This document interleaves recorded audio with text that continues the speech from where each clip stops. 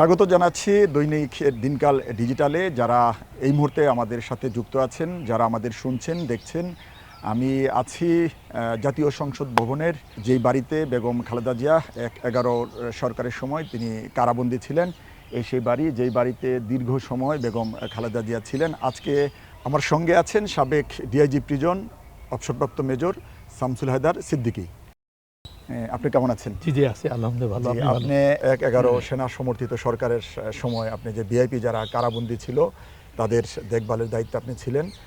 এই বাড়িতে বেগম খালেদা জিয়া ছিলেন দীর্ঘ সময়, তার সাথে নিশ্চয়ই আপনার স্মৃতি আছেন।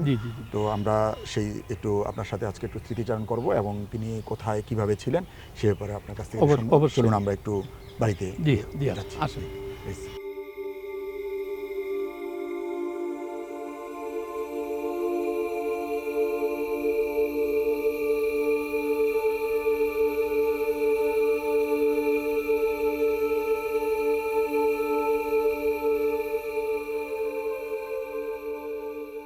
এইখানে আপনার একটু কথা বলি, এইটা সেই বাসা যে এত কথা বলি, তো ডিউটি করছে সারাদিন, কিন্তু উনি চলে যাওয়ার পরে আমাদের ডিউটির পরে এই দীর্ঘ এতদিন পর কিন্তু আজকে প্রথম আসলাম। আজকে আসার পর আমি নিজেকে কিন্তু আবেগে অন্যরকম হয়ে যেতে যে এই ভাষায় এইভাবে ডিউটি করছি করার জন্য। আপনার এই জন্য সব দেখাবো, আপনারও অনেক কথা মনে হবে আমার কথাতে, আপনি অনেক কিছুই জানতে পারবেন এখানে। জি জি। এখানে কত বছর পরে আসলেন?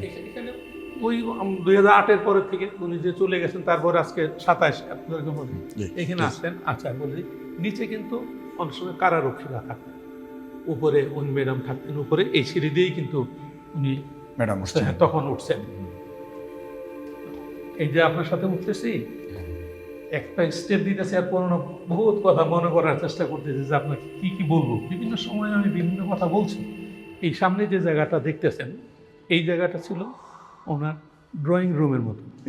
এই জায়গাটা এইখানে আমার প্রশ্ন হচ্ছে, এইখানেই একটা টেবিল দেওয়া হয়তো, কাঁচের টেবিল, অনেক সময় সুন্দর টেবিল, ওই সাইডে চেয়ারটা দেওয়া হয়তো, উনি ওই পাশে বসতেন, বাকি যারা আসতেন তারা এদিকে বসতেন। অন্য পাশে 2টা বা 3টা প্রয়োজন মতো আমরা চেয়ার দিতাম, এখানে এসে তারা সবাই কথা বলতেন। তো অনেক সময় কর্তৃপক্ষ বা কেউ যদি কথা রেকর্ড করতে চাইতো, আমরা চাইতাম যাতে এই কথাগুলি রেকর্ড না হয়, এই কথাগুলি আগেই ম্যাডামকে বলে দেওয়া হতো। আমাদের কথার প্রেক্ষিতে উনি তখন নিজেকে একটু দূরে সরাই নিয়ে কথা বলতেন, যাতে কথাগুলি সহজে রেকর্ড না হয়। কথা বলার সময় ওনারা কিন্তু সবসময় আমাদের দিকে ফলো করতেন যে আমরা কি বলি, কারণ আমাদের প্রতি তার একটা অত্যন্ত আস্থা বা বিশ্বাস ছিল যে অ্যাটলিস্ট কারা কর্তৃপক্ষের দ্বারা ওনার কোনো ক্ষতি হবে না। এখন চলুন আগে জায়গাগুলি দেখাই দিই। এটাই গেলে রুম, আর যে রুমে উনি থাকতেন আপনার দেখায় আসেন।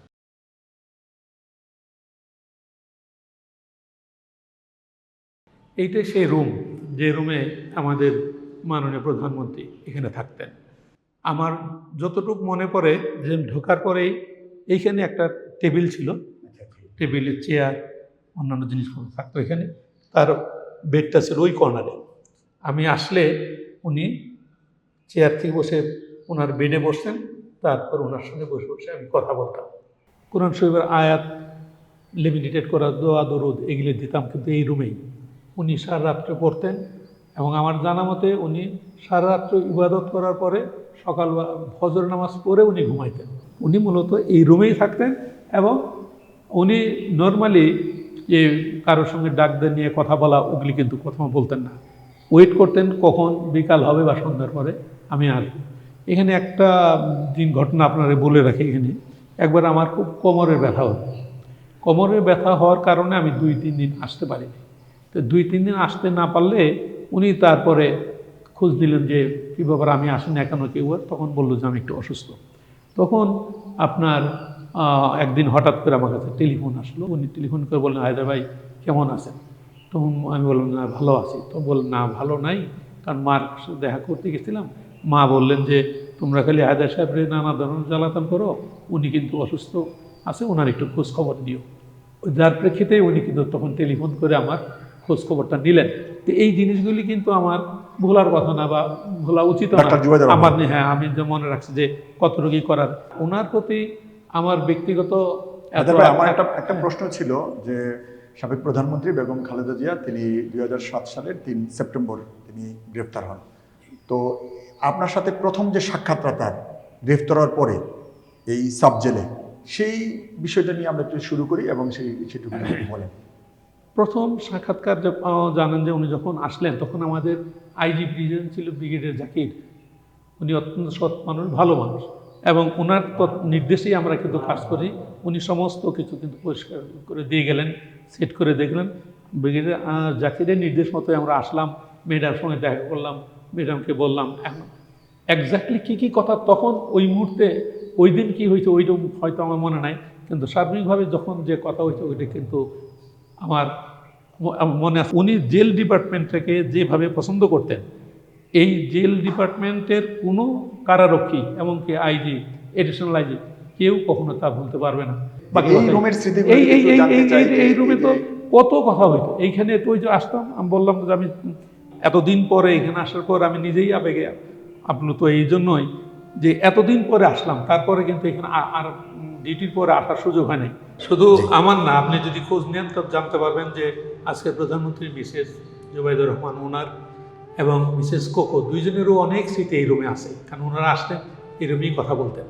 আর বড় যে জিনিসটি বলার কথা, এইখানেই টেবিলেই উনি মানে বেগম খালেদা জিয়া একটা চিঠি লিখলেন এই রুমে বসে, এখানে ওইখানে চিঠি লিখলেন। চিঠি খুব বেশি বড় চিঠি না, ছোট্ট চিঠি, কিন্তু খুব আন্তরিক যে ভালোবাসার কথা ছেলের কাছে লিখলেন।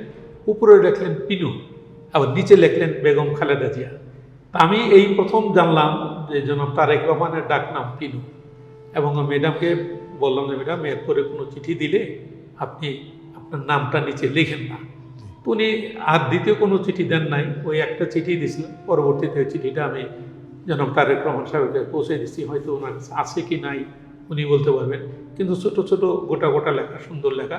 এই একটা চিঠি এই রুম থেকে, এটা কারাবাসের কতদিন পরে ঠিক তা আমার ঠিক খেয়াল নাই, কিন্তু ছোট্ট চিঠি, বেশি ছোট্ট একটা অর্ধেক পাতার ছোট্ট, এবং যত সময় রোল করা কাগজ হাতের কাছে যা পাইছে ওইটাতেই উনি লিখে দিচ্ছেন। তার মানে এই রুমেই ডক্টর জুবাইদুর রহমান এবং শর্মিলুর রহমান তারা এখানে, হ্যাঁ তারা আসতেন এখানে। ওনাদেরও বললে ওনারাও অনেক স্মৃতির কথা এখানে বলতে পারবেন। আমি হায়দার ভাই আপনার কাছ থেকে একটা বিষয় জানতে চাইবো। আপনি বলেছিলেন যে এখানে ব্রিগেডিয়ার বাড়ি সহ আরো অনেকেই এখানে তারা এসে বেগম খালেদা জিয়ার সাথে দেখা করতো, ম্যাডাম খালেদা জিয়ার সাথে দেখা করতো। তো এখন আমরা যতটুকু জানি যে ১/১১ সরকারের সময় বিশেষ করে বেগম খালেদা জিয়াকে বিভিন্নভাবে প্রলোভন দেখানো হয়েছে দেশের বাইরে যেতে বা বিভিন্নভাবে তাকে ছেড়ে দিবে। তো এই বিষয়টা আসলে এটা কি আপনাদের যে চোখ ফাঁকি দিয়ে তারা এটা করতো, নাকি আপনিও জানতেন, বা এই সংশ্লিষ্টতাটা যদি এই ব্যাপারে যদি একটু কিছু। ওনারা যখন আসতেন ১/১১ সরকার সময়, ব্রিগেডের বাড়ি, ব্রিগেডের আমিন, ওনারা যখন আসতেন তখন আমি সাধারণত নিচে বসে থাকতাম, ওনারা দুইজন উপরে উঠতেন। তার আগে এখানে আমরা ব্যবস্থাটা করে দিতাম। এখানে ম্যাডাম বসবেন, দুই সাইডে ওনারা দুইজন বসবেন, কখনো দুইজন আসতেন, কখনো একজন আসতেন। একদিন এইখান থেকে হঠাৎ করে প্রাইম মিনিস্টার বেগম খালেদা জিয়া তখন উনি এত জোরে রাগ করে কথা বললেন যে তোমরা কি মনে করছো যে আমি দেশের স্বার্থ বাদ দিয়ে আমার স্বার্থ আগে দেখব? এত জোরে বললেন যে নিচের থেকে আমি ফারুক মানে জেলার ছিল, সেও জানে ঘটনাটা, আমার রুমে বলছিলেন যে জাহেদা সাহেব, আমরা জাতীয়তাবাদী শক্তি, আমরা কখনো আপনাদের তেমন ক্ষতি করব না, কিন্তু ওরা সুযোগ পাইলে, এখানে ওরা বলতে আওয়ামী লীগের বুঝেছে, ওরা সুযোগ পাইলে আপনাদের কিন্তু মেরে ফেলবে, দুইবার করে বলছে। এটা 2007-এর কথা। তারপর 2009 তো এই ঘটনা ঘটলো পিলখানা। এখন আল্লাহ জানে উনি কিভাবে আজ করতে পারছেন, দূরদর্শীদের জন্যই হইতে পারছেন, নানা ঘটনার জন্য। এই রুমটা এইটা তো খালি আমাদের কাছে, আমাদের ঘটনা অনেক অজানা তথ্য যারা আসে তাদের কাছে রয়ে গেছে। যেটা হায়দার ভাই বললেন যে এখান থেকে জোরে নিচের থেকে যে আপনি আওয়াজটা পেয়েছেন, হয়তো সেই সমঝোতার হয়তো কোনো একটা কিছু হতে পারে, যেটা সে হয়তো দৃঢ়তার সাথে সে প্রত্যাখ্যান করেছে। এইটা ভালো বলতে পারবে মাত্র ওই ব্রিগেডের বাড়ি, ব্রিগেডের আমিন, ওনারাই ভালো বলতে পারবেন যে কোন অবস্থার প্রেক্ষিতে উনি এতটা জোরে। নতুন তথ্য আজকে এখানে জানলাম যে এখানে অন্যান্য দলের নেতাদেরকেও নিয়ে আসতেন, যে বেগম খালেদা জিয়ার সাথে, যে তাদের সাথে যে সমঝোতার মাধ্যমে, বা আরেকজন জনাব নিজামী সাহেব, ওনারা দেখেন তখন কিন্তু এমন আমার কষ্ট খেয়াল আছে যে এখানে আসার পর বেগম খালেদা জিয়া পর আমাকে খবর পাঠাতেন যে ওনাদেরকে আমরা একটু নাস্তা খাওয়াইতে পারবো কিনা। কিন্তু মূলত কিন্তু এটাও যে আমি কথাটা বলতে চাইতেছি যে বেগম খালেদা জিয়ার আন্তরিকতা, ওই যে ওনারা অন্য দলের ওনাদের আসছে এবং ওনারা কিন্তু অত্যন্ত সম্মান করতেন বেগম খালেদা জিয়াকে, এবং খালেদা জিয়াও তাদেরকে যাতে আমরা নাস্তা করে, পরে হয়তো করাই নেই জেলখানার জন্য, কিন্তু উনি কিন্তু বলছিলেন যদি পারেন একটু খাওয়াই দেন। তারাও কারাবন্দী ছিল, তারাও কারাবন্দী ছিল। এটা সরকার তারা তাদেরকে নিয়ে এসে কি আলোচনা হয়েছে সেটা কিন্তু আমি জানি না, কিন্তু এখানে আসছিলেন এইটা আমরা তৎকালীন সময়ে পত্রপত্রিকার মাধ্যমে পরবর্তীতে আমরা আসলে যেটা জেনেছি যেটা হলো যে বিভিন্ন প্রলোভন দেখানো হয়েছে বেগম খালেদা জিয়াকে, কিন্তু তিনি কোনো প্রলোভনেই পড়ে না। সেটার জন্যই কিন্তু তিনি মৃত্যুর আগ পর্যন্ত তার যে আপসীন নেতৃত্ব আপসীন নেত্রী বলে যাই বলেন, উনি কি যে আইনের প্রতি যে ওনার শ্রদ্ধা ছিল, তা এখানে যখন আসছেন আমি এখানে বলে দিই, এইখানেই একদিন দেখা করতে আসছিলেন ওই জমিরুদ্দিন ব্যারিস্টার জমিরুদ্দিন সাহেবের ছেলে, উনি এবং আরও কয়জন। তখন জেলার ছিল আমাদের ফারুক সাহেব, গোপনে একটা কাগজে সিগনেচার নিয়ে নিয়েছিলেন জমিরুদ্দিন সাহেবের ছেলে নওশাদ জমিল, বোধহয় সম্ভবত নাম যদি ভুল না বলি। পরে ফারুক সাহেব যখন বেগম খালেদা জিয়াকে বললেন যে ম্যাডাম এই কাগজে যে সিগনেচার করলেন এটা কিন্তু আমাদের পরে একটু অসুবিধা হবে, নিয়ম অনুসারে এটা ম্যাজিস্ট্রেটের অনুমতিক্রমে, কারা কর্তৃপক্ষের অনুমতিক্রমে কোনো কাগজে সাইন করতে হয় কেউ বন্দী হিসেবে থাকলে। তো এই কথা শোনার পর বেগম খালেদা জিয়ার সাথে সাথে ওই কাগজটা নিলেন জমিরুদ্দিন সাহেবের ছেলের কাছ থেকে, কাগজটা নিয়ে ফারুক সাহেবের কাছে দিয়ে দিলেন যে ফারুক সাহেব এটা আপনার কাছে রাখেন, যতক্ষণ পর্যন্ত ওরা নিয়ম কানুন সব সমাধান না করবে ততক্ষণ পর্যন্ত আপনি এটা দিয়েন না।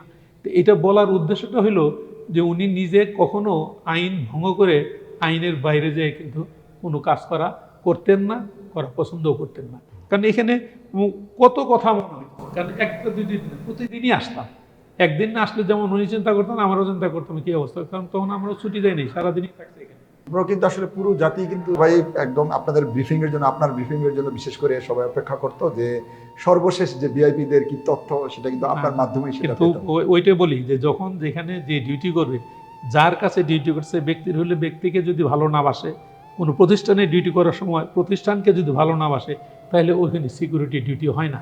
আমরা কিন্তু একদম ওইভাবেই যান প্রাণ দিই আমরা, মানে কারা ডিপার্টমেন্ট সবার সঙ্গে, খালি উনি না সবার সাথেই এক ধরনের আচরণ করছে। আপনি কখনো কারো থাকলে কারো জিজ্ঞেস করে দেখবেন, কারা ডিপার্টমেন্টের কেউ মনোক্ষুণ্ণ। আমরা আরো গল্প শুনবো, চলুন আমরা একটু নিচে কোথাও বসি। জি জি জি প্লিজ।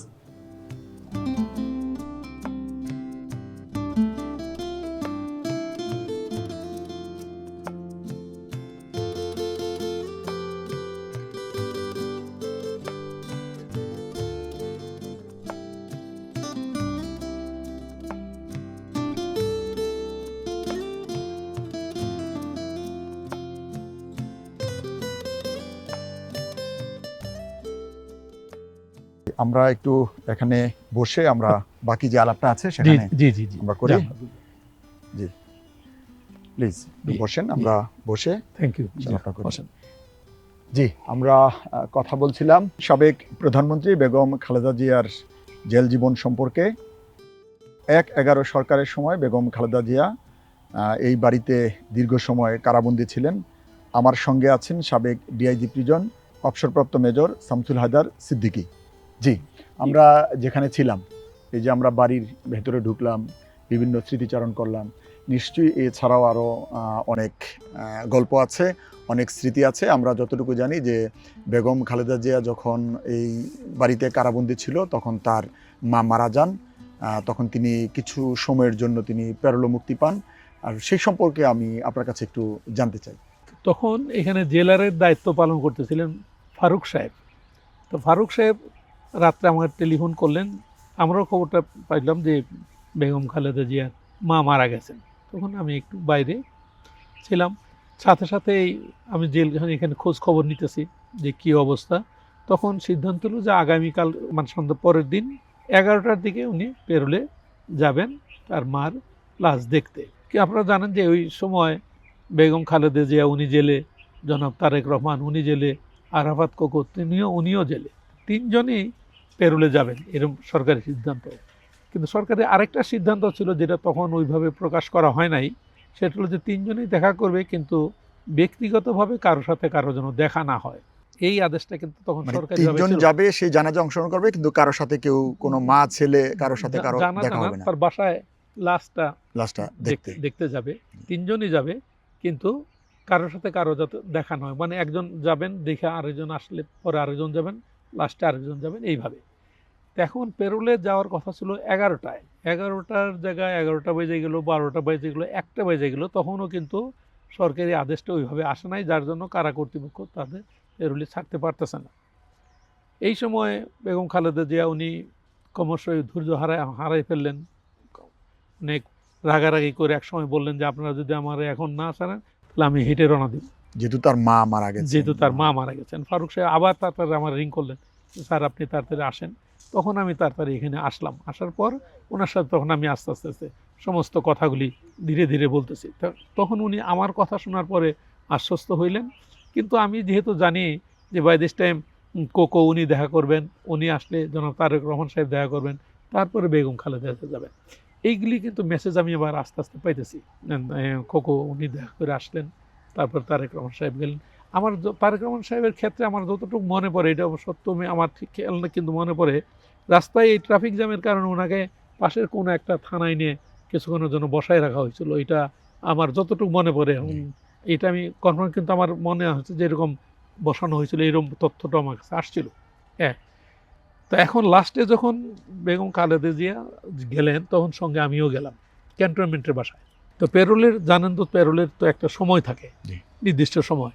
তো সাধারণত এই ক্ষেত্রে কারা কর্তৃপক্ষ অতটা জোরাজোরি কখনোই করে না, কিন্তু তারপরও যখন সময় একটু বেশি চলে যায় তখন তারা চেষ্টা করে তাড়াতাড়ি ফেরত আসার জন্য। তা আমি বাইরে, ভিতরে বেগম খালেদা জিয়া উনি তখন ভিতরে, বললাম যে ম্যাডাম যদি এখন চলে আসেন আমরা তাড়াতাড়ি চলে যেতাম, কারণ আমাদের সময়টা আগে শেষ হয়ে গেছে। তো তার কিছুক্ষণ পরেই দেখি যে ম্যাডাম চলে আসছেন। তো ম্যাডাম চলে আসলে আমরা তাড়াতাড়ি এখানে চলে আসলাম। কিন্তু আসার পরে শুনলাম যে যখন ম্যাডামের কাছে এই সংবাদটা যায় তখন ম্যাডাম খাইতে বসছিলেন। খাওয়ার সময় এই মেসেজটা গেলে উনি আর খান নাই, না খেয়ে উনি তাড়াতাড়ি চলে আসছেন। তখন বলছে যে জেল কর্তৃপক্ষ যাদের বিপদে ফেলায় দরকার নাই, যা আছে আমি জেলের খাবারই খাবো, চলেন তাড়াতাড়ি চলে যাই। তো এই সংবাদটা পরে আমরা শুনে আমি এবং আমাদের জেল কর্তৃপক্ষ সবাই খুব মর্মাহত হয়েছিলাম, এই কারণে যে সাধারণত খাওয়ার থেকে কারো উঠে আনা এরও আমরা করি না। এই জিনিসটা কিন্তু ওনার জন্য কতটুকু মনে আছে, কিন্তু আমরা এইটা আজীবন যতদিন মনে হয় এটা কি মানে এই এই যে আক্ষেপটা একটা থাকবেই। শ্রদ্ধাবোধ, জি, এটা জি, কিন্তু জি। আসলে একটা বাহিনীর প্রতি বা নিজের দায়িত্বের প্রতি যে একটা শ্রদ্ধাবোধ, সেটার কারণেই তো মনে হয় না সেটাই তো। দেখেন, উনি প্রধানমন্ত্রী ছিলেন, উনি নিজে কখনোই নিয়ম ভঙ্গকারী কোনো কাজ করেন নাই। বেগম খালেদা জিয়ার প্রতি মানুষের শ্রদ্ধা বা ভালোবাসা বা সম্মান বোধ যেটাই বলেন, এটা তো একদিনে হয় নাই, এটা তো ধীরে ধীরে ধীরে ধীরে ধীরে ধীরে উনি ওই যে কথাটা মনে করেন যে তোমরা কি মনে করছো যে আমি আমার দেশের স্বার্থ বাদ দিয়ে আমার স্বার্থ আগে দেখব, এই কথাটাই বোঝেন। তারপর উনি যেন বললেন জাহেদ সাহেব ওরা সুযোগ পাইলে আপনাদের কিন্তু মেরে ফেলবে, আমরা আপনাদের যাই করে আপনাকে তো কিন্তু মারবো না, ভাই করবো না, ওরা কিন্তু আমরা সুযোগ পেলে মেরে ফেলবো। তো এই যে দেশের প্রতি তার টান বা দেশের প্রতি ভালোবাসা, এই জিনিসগুলি তো এইটাই হয়। এবং সর্বশেষ যখন বেগম খালেদা জিয়া মারা গেলেন তখন উনি প্রধানমন্ত্রী না, তখন কিন্তু একদম সাধারণ নাগরিক, কোনো কিছু নাই, কিন্তু যে সম্মানটা পাইলেন, দেখেন যে শ্রদ্ধাটা পাইলেন, খালি ঢাকায় না সারা দেশের বিভিন্ন জায়গায় নিয়মকানুন ভঙ্গ করে যে যেখানে পাইছে সেখান থেকেই জানা যায় শরীক হয়েছে। এত বড় এটা তো কপাল লাগে, এটা আল্লাহ সবার ভাগ্যে এটা দেয় না। তো ওইটার জন্য তো ওনার প্রেসিডেন্টও হইতে হয় নাই, তখন উনি প্রধানমন্ত্রীও ছিলেন না, উনি সাধারণ নাগরিক ছিলেন, কিন্তু মানুষের মনে উনি এমন স্থানটা দখল করে নিয়েছিলেন। আল্লাহ তার এই সাহায্যটুকু এতটুকু করছে যে সারা জীবন মানুষের মনে এই জিনিসটা স্মৃতিতে থাকবে যে একজন প্রধানমন্ত্রী ছিলেন, তার জানা যায় এই পরিমাণ লোক হয়েছে। আমরা তো অবশ্যই খুশি, তার সঙ্গে ডিউটি করছি, আমরা 8 বেঙ্গলের তার করছি, ওই জন্য আমাদের শ্রদ্ধাবোধ সাধারণ মানুষের থেকে আলাদা। আমরা তো রাজনীতি করি না যে রাজনীতি করার জন্য দেখাই দিলাম একটা, তা তো না।